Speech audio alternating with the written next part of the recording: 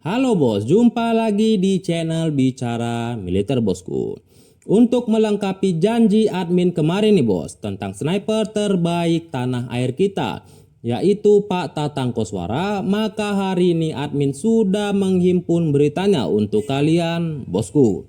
Sebelumnya kalian juga harus tahu nih guys, bahwa istilah sniper berasal dari kata snipe atau sejenis burung yang sangat sulit untuk didekati atau ditembak. Dan istilah sniper ternyata sudah ada sejak tahun 1770 nih bos. Di Indonesia tersendiri ternyata ada seorang sniper yang sangat legendaris bernama Tatang Koswara. Bahkan nih guys, nama Pak Tatang Koswara masuk ke dalam jajaran sniper terbaik dunia, seperti yang sudah tercantum dalam buku Sniper Training, Technique and Weapons karya Peter Brocksmith terbitan tahun 2000. Di dalam buku tersebut, nama Pak Tatang masuk ke dalam daftar 14 besar sniper Roll of Honor dunia. Pak Tatang sendiri lahir di Bandung 16 Desember 1946 dengan masa tugas dari tahun 1966 sampai dengan 1996. Karir cemerlang Pak Tatang dimulai ketika beliau masuk ke dunia militer melalui jalur Tamtama di Banten pada tahun 1966. Sampai pada akhirnya di tahun 1974 sampai dengan 1975, Pak Tatang dan 7 rekannya terpilih untuk masuk program MTT atau Mobile Training Teams yang dipimpin oleh Kapten Conway dari Amerika Serikat. Pada saat itu ternyata Indonesia belum punya satuan sniper dan satuan anti teror. Maka muncullah ide dari perwira TNI untuk melatih sniper. Maka Pak Tatang dan 59 TNI Angkatan Darat yang lain mendapat pelatihan dari Kapten Conway selama 2 tahun. Di sana mereka dilatih untuk menembak dari jarak 300, 600, bahkan hingga 900 meter bosku. Tidak hanya dilatih menjadi sniper, ternyata mereka juga dilatih untuk melawan penyusup, melakukan kamuflase, melacak jejak, serta menghilangkan jejak. Setelah 2 tahun pelatihan, ternyata dari 60 orang yang ikut dalam pelatihan, hanya 17 orang yang lulus. Dan jelas Pak Tatang menjadi salah satu dari 17 orang yang lulus tersebut. Ke-17 orang yang lulus tersebut mendapat hadiah senjata yang digunakan oleh sniper legendaris Amerika, yaitu Carlos Hedcock saat Perang Vietnam. Tertarik dengan kemampuan dari Pak Tatang, Kolonel Infantri Edi Sudrajat yang merupakan Komandan Pusat Pendidikan Infantri Cimahi merekrutnya untuk menjadi pengawal pribadi. Dan kemudian pada tahun 1977 sampai 1978, Pak Tatang ditugaskan untuk beroperasi di Timur Timur, yang pada saat itu masih menjadi salah satu provinsi dari negara kita. Tercatat lebih dari 40 orang Fretilin atau Frente Revolucionaria de Timur Leste Independiente menjadi korban Pak Tatang pada saat itu. Fretilin jika diterjemahkan adalah sebuah gerakan pertahanan yang berjuang untuk kemerdekaan Timur Timur bosku. Tatkala Pak Tatang tiba di Timur Timur pada tahun 1977, Pak Tatang yang membawa lengkap perlengkapan tempur sniper seperti pakaian kamuflase, senapan andalan Winchester M70 yang sudah dilengkapi peredam, teleskop untuk keperluan tempur siang dan malam, peluru-peluru kaliber 7,62 yang dibuat khusus oleh Amerika, dan senapan serbu AK-47 sebagai wahana untuk melancarkan raid. Tapi tugas awal Pak Tatang seperti yang diperintahkan oleh Kolonel Edi Sudrajat ternyata hanya mengawal dan Satgas Pamungkas, yang dalam perannya sebagai dan Satgasus juga harus turun ke medan tempur. Pengawalan Pak Tatang terhadap Kolonel Edi pun bersifat pribadi, dalam artian jika dan Satgasus itu diserang musuh, Pak Tatang harus siap sebagai tameng hidup dari terjangan peluru bosku. Tugas sebagai pengawal pribadi dan Satgasus itu lama-lama membuat Pak Tatang kurang berperan maksimal sebagai seorang sniper yang baru lulus dari didikan Green Beret. Apalagi sesuai dengan doktrin pendidikannya, seorang sniper bukan hanya bertugas melaksanakan pengawalan, tetapi harus mampu menembus wilayah musuh secara senyap untuk melaksanakan misi intelijen. Selain itu, sniper yang berhasil memasuki jantung wilayah musuh tanpa terdeteksi juga bertugas menciptakan kekacauan dengan cara melumpuhkan sasaran terpilih, khususnya komandan tertinggi yang bertugas mengendalikan jalannya peperangan, bosku. Demi bisa menjalankan fungsi sniper yang sesungguhnya di medan tempur, Pak Tatang pun kemudian memberanikan diri untuk meminta izin kepada Kolonel Edi untuk masuk ke dalam medan pertempuran. Dan ternyata diperbolehkan oleh Pak Edi. Pak Tatang terjun dalam pertempuran di kawasan Lautem, Los Palos Utara dan masih menghadapi perlawanan sengit dari pasukan Fretilin. Untuk pertama kalinya, Pak Tatang menembak mati targetnya yang bertempur menggunakan senapan otomatis dalam pertempuran terbuka di Lautem. Tembakan awal yang sempat mengguncang jiwanya karena dirinya ternyata telah membunuh manusia. Tapi karena Pak Tatang menyadari bahwa di medan perang seorang tentara hanya mengenal doktrin dibunuh atau membunuh. Untuk menjatuhkan sasaran tembak berikutnya, Pak Tatang sudah merasa biasa. Salah satu misi tempur Pak Tatang yang menghasilkan kill hingga 49 korban ketika Pak Tatang bertempur untuk menghadapi serangan pasukan Fretilin di kawasan Remexio. Medan tempur Remexio yang bergunung dan terletak di belakang kota Dili memang dikenal sebagai kuburan bagi pasukan TNI pada saat itu, mengingat begitu banyak prajurit TNI kita yang gugur. Sebelum berangkat ke medan perang, di pegunungan Remexio yang terletak sekitar 30 km dari kota Dili, Pak Tatang membekali dirinya dengan senapan Winchester M70 berperedam suara lengkap dengan 50 butir peluru kaliber 7,62 mm berwarna putih. Sesuai doktrin pelatihan sniper Green Beret, setiap sniper yang bertugas perang diperintahkan membawa 50 peluru. Sebanyak 49 peluru untuk musuh sedangkan 1 peluru yang tersisa untuk snipernya. Melalui doktrin sniper ini, Pak Tatang ditekankan lebih baik mati menjadi seorang sniper daripada harus tertangkap musuh, bosku. Prinsip menyediakan 1 peluru untuk menembak dirinya sendiri sebenarnya tidak asing di kalangan pasukan khusus. Pasukan Legiun asing Prancis misalnya juga memerintahkan untuk menyisakan 1 peluru untuk dirinya sendiri daripada menyerah lalu ditangkap musuh dan disiksa habis-habisan. Dengan misi yang rawan tersebut, Pak Tatang sudah paham apa yang harus ia hadapi. Oleh karena itu, ia sering membawa foto keluarganya dengan alasan kalau harus gugur di medan pertempuran, ia merasa mati di tengah-tengah keluarganya, bos.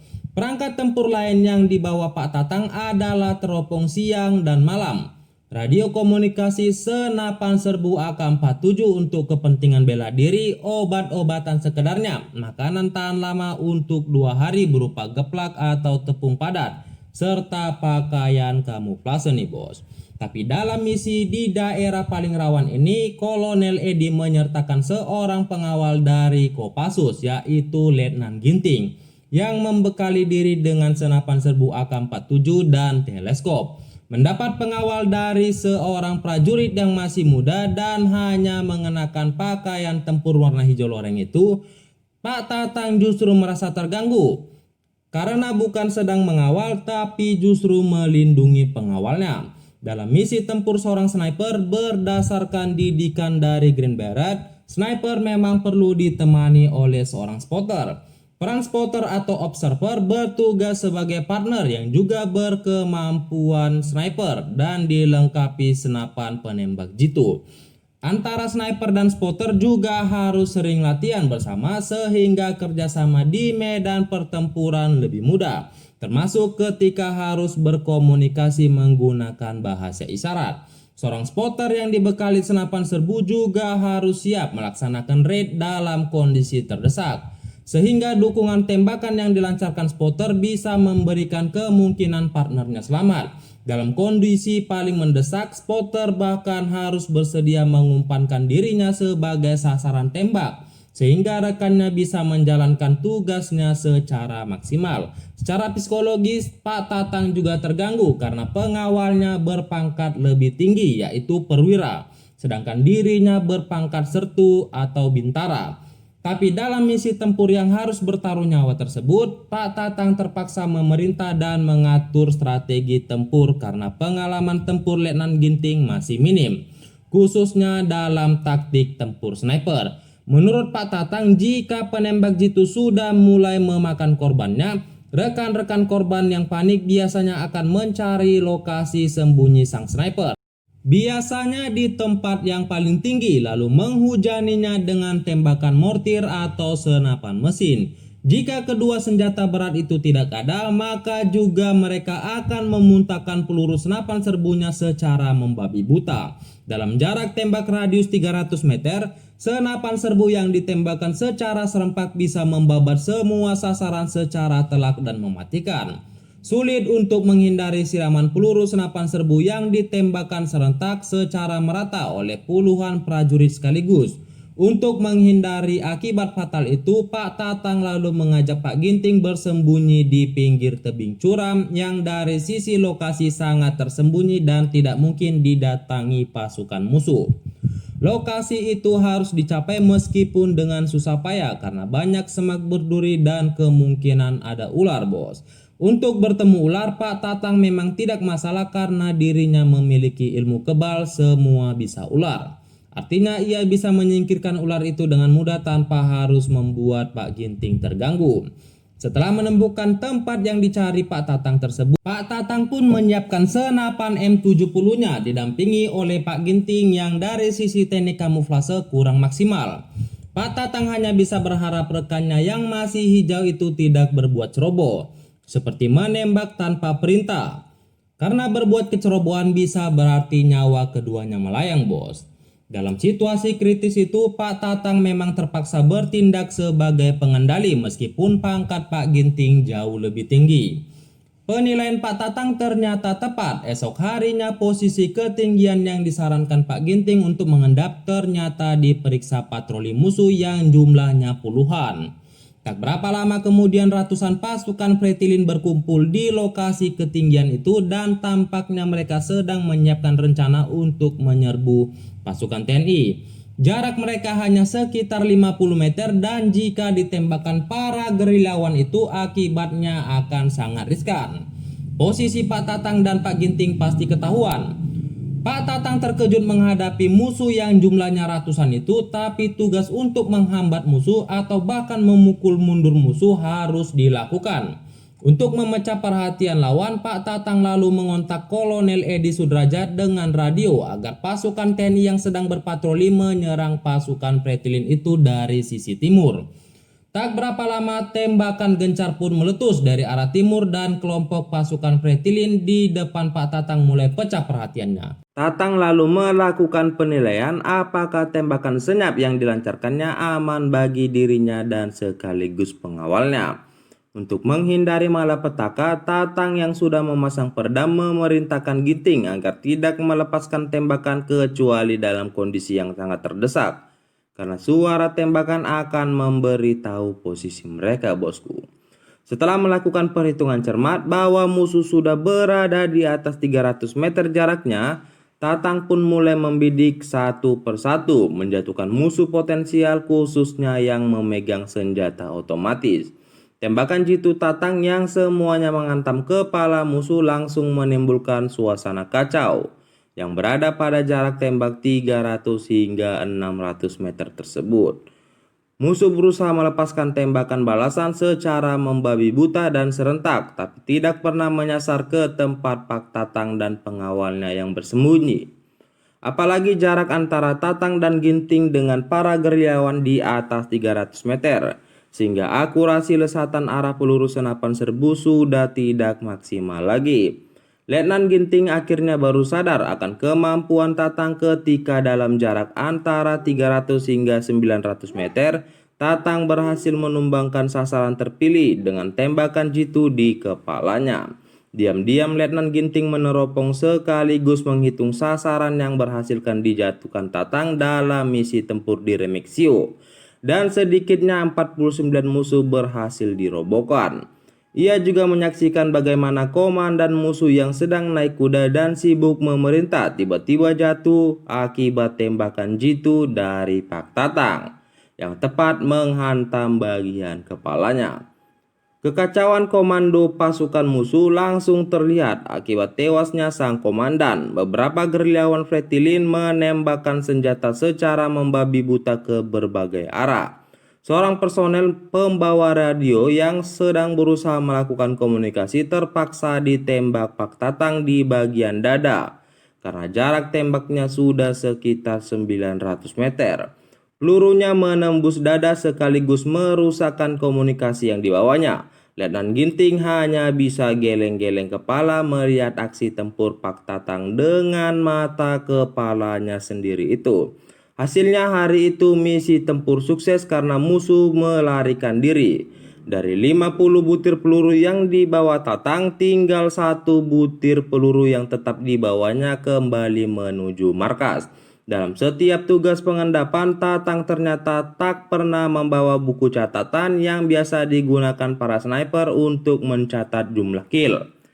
Tatang bahkan tidak begitu peduli terhadap jumlah musuh yang telah dirobohkannya. Tapi diam-diam Ginting menghitungnya dan sekaligus menjadi saksi betapa piawainya Tatang saat itu bertempur sebagai sniper. Kekaguman Letnan Ginting akan kemampuan menembak jitu Pak Tatang kemudian dilaporkan kepada Kolonel Edi Sudrajat dan tercatat secara resmi sebagai confirmed kills. Kolonel Edi Sudrajat yang selanjutnya mengetahui tentang kepiawaian Tatang hanya bisa berkomentar, "Kamu benar-benar gila."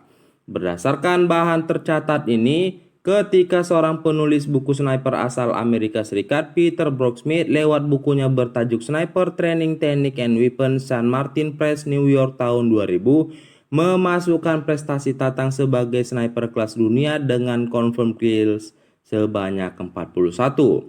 Jumlah kills 41 yang dicatat Peter sebenarnya jauh dari hitungan sebenarnya karena Tatang sendiri dalam misi tempurnya di Timor Timur mengaku telah menumbangkan sasarannya lebih dari 100 orang.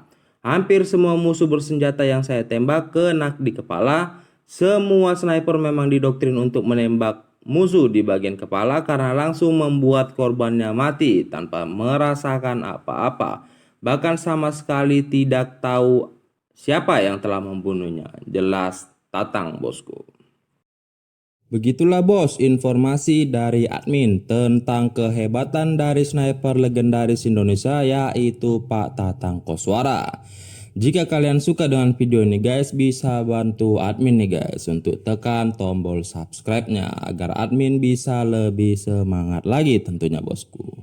Saya admin bicara militer undur diri dari kalian. See you next time. Bye bosku.